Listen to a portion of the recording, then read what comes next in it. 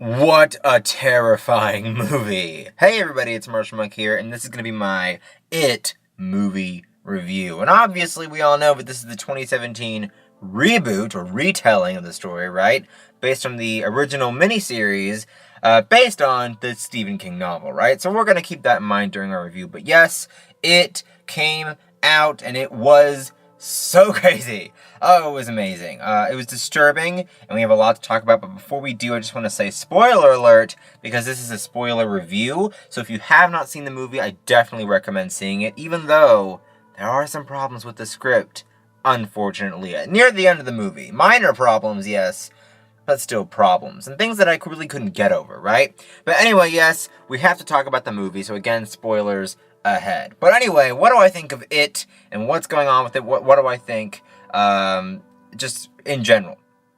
Well, honestly, I think that this movie is just so terrifying, right? But it's not scary as in jump scare scary, right? It's scary as in creepy, disturbing, mental scary, right? It's just so off the charts craze balls. I don't understand what was going on when they were writing this, but it's just so I would say grim and morbid, right? It's a beautiful disaster, as Jared Leto once described himself as the Joker. I feel like you could use that here too.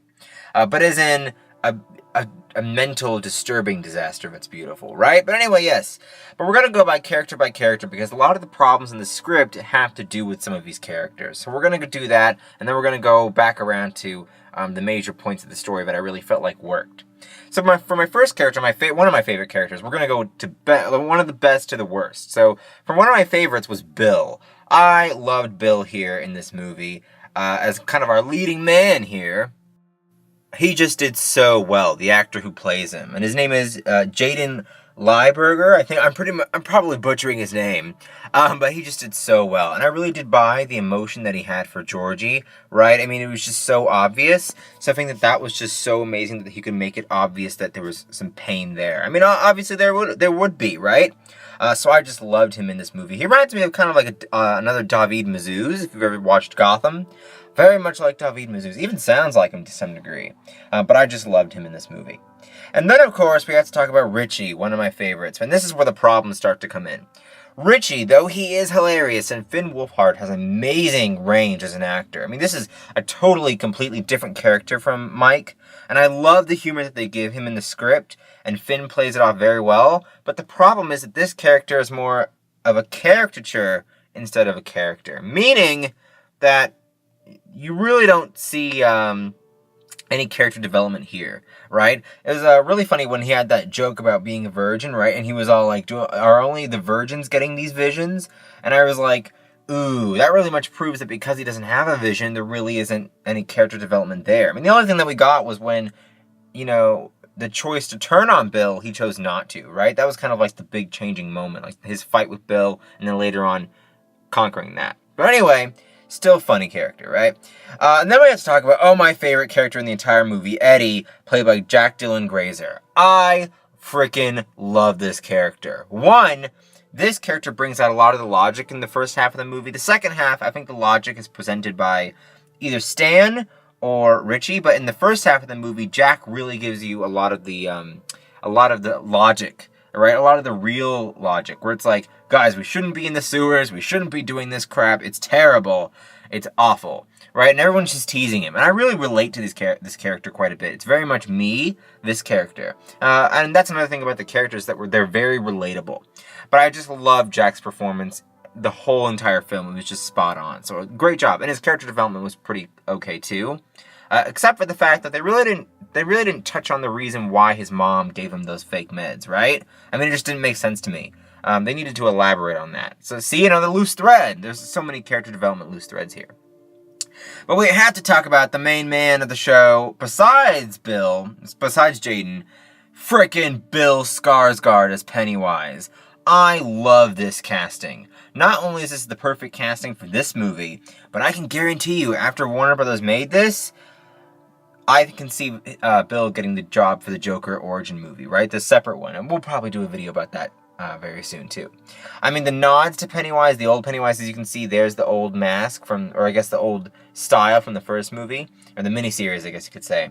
But I think that Bill just brings this very twisted elegance to this character that makes him so crazy, right? And so dark. But I also think that Pennywise, towards the end of the movie, you really saw vulnerability because he was just making everything up as he went along, right? There was no plan for him. And I think that he is very much a human character in some ways because you could really talk to him, right? I mean, I thought that he just reminded me of someone I could be like, hey, I can talk to you. You're a real thing, a real person. And then we have to give a shout out to Pennywise, you're done.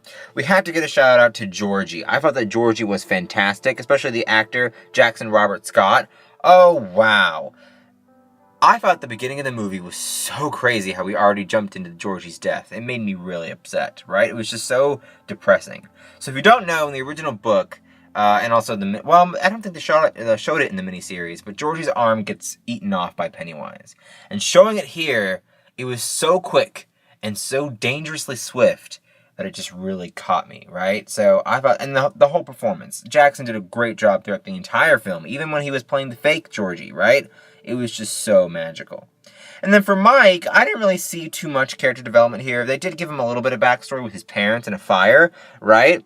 But I mean, Chosen Jacobs was okay, but I really didn't feel like there was too much there with Mike, right? It was just kind of like, he was a smaller role, so we got a smaller backstory. He's kind of fulfilled, right? Same thing with Ben. I didn't think that there was too much here. Again, another good performance, but this character didn't have much story except for he's the new kid, right? I did like his love triangle with Bill and Beverly. I thought that was fantastic. Oh, 3 Bs, right? Bill, Beverly, and Ben.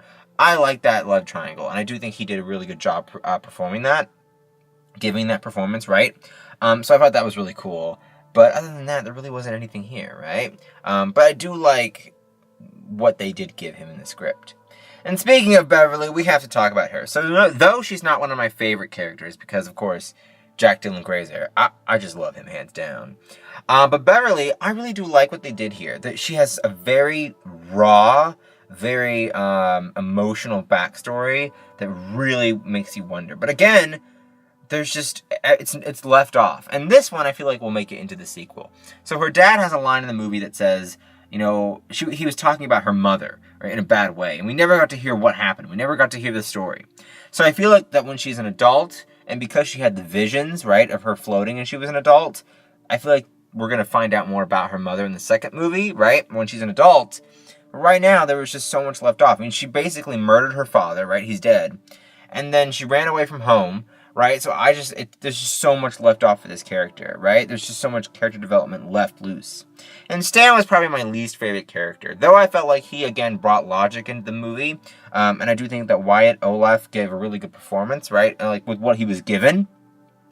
At times, I felt like he just wasn't necessary to the story, right? I mean, neither was Mike in ways too, but I just feel like Stan was just so out of place for some reason. I just didn't feel like he fit in with everyone unless he was with everyone as a whole, right?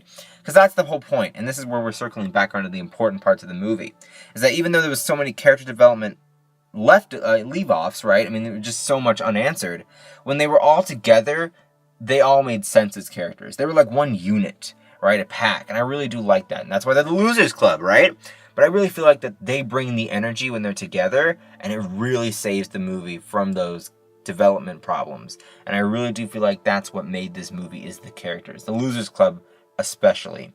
Their high energy, their love for each other, right? Even if they were fighting, their love for each other still worked, right? It just was so powerful. And all the actors did an amazing job with what they were given. Some of them didn't have as much as the other characters did. So everyone just gave it their 100%. Now, speaking of the supporting characters, like speaking of character development, right? Another character leave off. You know, one of my favorite supporting characters was Henry Bowers in this movie. And he's played by Nicholas Hamilton. And I liked Nicholas's performance. And obviously you could tell that there was mental health issues in this character. But they, again, never touched on it. There was nothing about it, right? There was character leave-offs with Eddie, with Richie, with Beverly, with Henry. There's just so much unanswered. And I mean, Henry's dead. He fell to his death all the way down the sewer drain, like the pipe, right? So he's dead. Again, another dead character. His father's dead. There's just really not much to do left with this character. But I was so interested in the way they went about him. Even when he carved his initial into Ben, there's so much that I wanted to know about this character and like why he was like this, right? I mean, obviously there's stuff with his dad there, but I feel like, again, there just wasn't enough. Other than the character development issues, this movie is a very thrilling, creepy, disturbing horror film that really isn't about the jump scares as much, but it's about the skin crawling, making you wet your pants kind of creepiness, right? It's a creepy movie, not a horror movie, it's a creepy movie.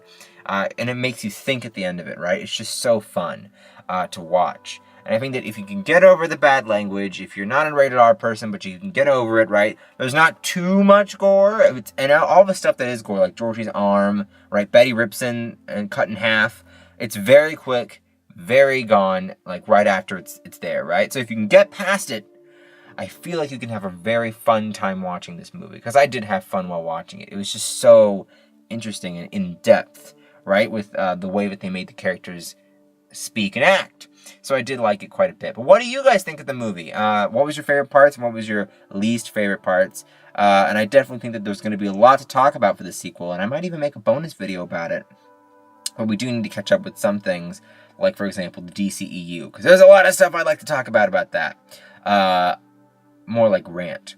But again, it was just so fun, and again, thrilling too. And I do recommend it to anyone who likes horror, but I would also recommend it to just anyone, because I feel like it teaches as well. It teaches kids not to talk to strangers. I just really felt bad for Georgie. Georgie was so sweet and adorable. But yeah, tell me who your favorite character was as well, and your favorite actor in the movie. Again, Jack Dylan Grazer. I think he's going to go far in the movie business. But Bill Skarsgård is definitely going to be my next Joker. That's my pick. But what do you guys think about it? Comment down below. I'd love to hear your thoughts again, as I said. And some videos that are going to be coming your way are definitely a Joker DCEU film video. I might go back to reviewing Raven's Home just because a lot of you loved that review. So I will probably go back to reviewing all of those. I'll catch up at some point. I think I've watched most of all the episodes. I think I have 2 that I haven't seen yet. So I'll get to that. And comment down below what other videos you'd like to see. But other than that, don't forget to like, favorite, and subscribe. And I will see you guys later for some more videos. Bye-bye.